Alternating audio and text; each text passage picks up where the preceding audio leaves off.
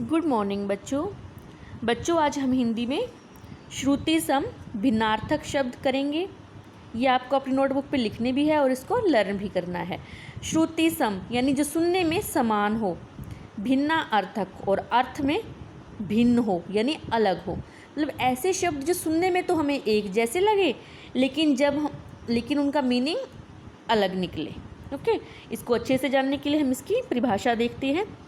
ऐसे शब्द जो सुनने में एक जैसे लगे परंतु जिनकी वर्तनी में यानी स्पेलिंग में सूक्ष्म अंतर हो, यानी थोड़ा सा अंतर हो, थोड़ा बहुत अंतर हो या फ़र्क हो, डिफरेंस हो, तथा अर्थ की दृष्टि से यानी अर्थ मतलब मीनिंग और मीनिंग में बिल्कुल ही भिन्न हो, श्रुति सम भिन्नार्थक कहे जाते हैं। यानी ऐसे शब्द जो सुनने में तो एक जैसे लगे, स्पेलिंग में भी थोड़ा सा अंतर हो और उनका मीनिंग भी पूरी तरह अलग हो, श्रुति सम भिन्नार्थक शब्द कहे जाते हैं। जैसे कुछ एग्जाम्पल है नीचे। पहला है अनल। अनल का मीनिंग यहाँ पे आग है। क्या है यहाँ पे? आग। हमारे पास दूसरा वर्ड है इसके साथ ही अनिल। इसका मीनिंग क्या है? वायु। यानी अनल और अनिल में सिर्फ मात्रा का डिफरेंस है। किसका डिफरेंस है? मात्रा का। अनल बिना मात्रा के हैं, यहाँ पे छोटी की मात्रा लग गई है तो ये अनिल बन गया। ओके, वर्तनी में थोड़ा सा अंतर है लेकिन जो उनके मीनिंग है वो पूरी तरह से अलग है। अनल का मीनिंग यहाँ पे आग है, अनिल का मीनिंग यहाँ पे वायु है। ऐसे ही कुछ और है हमारे पास, जैसे अपमान। अपमान का मीनिंग निरादर होता है यानी डिसरिस्पेक्ट करना। ओके, और यहाँ पे है हमारे पास उपमान। उपमान क्या होता है? जिस वस्तु से उपमा की जाए यानी किसी दूसरी वस्तु से उसकी तुलना की जाए। एक अपमान का मतलब निरादर करना और यहाँ पे उपमान है। उपमान का मतलब क्या होता है? किसी वस्तु की तुलना करना किसी दूसरी वस्तु के साथ। ओके, जैसे अन्न है। अन्न का मीनिंग यहाँ पे अनाज है, यहाँ पे क्या है? अन्य। इसका मीनिंग क्या है? दूसरा। यानी जो अन्न और अन्य है ये सुनने में तो एक जैसे से लगते हैं लेकिन इनके मीनिंग क्या है? बिल्कुल ही अलग है।